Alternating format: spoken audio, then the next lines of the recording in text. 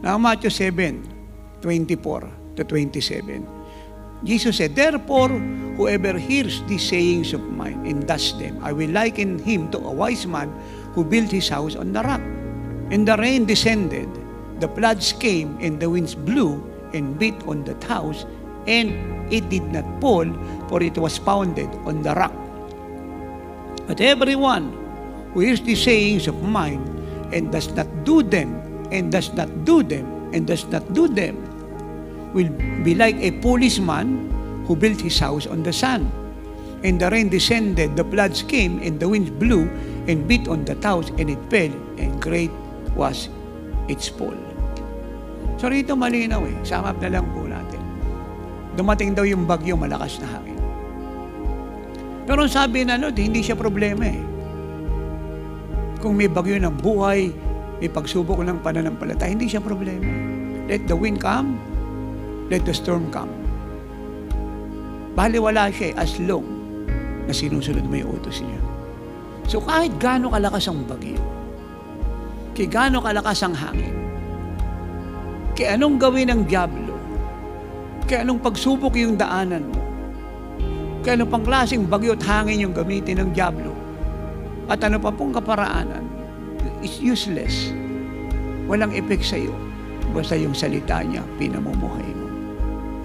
At ang tawag ng Lord sa iyo ay hindi hearer, wise person. Matalinong tao.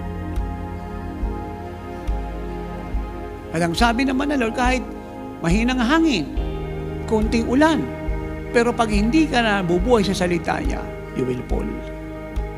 At ang tawag niya sa iyo, unwise na tao. Hindi mo pinamuhay yung salita.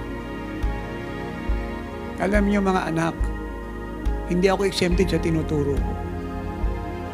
We are obligated, yung po ang tamang term, na ipamuhay ang salita ng Diyos. Whether we like it or not, our feeling like it or not, o sino man po yung ayaw, we have the obligation na ipamuhay siya. This is for our good. Dahil hindi tayo matutulungan ng Diyos pag wala ang salita niya.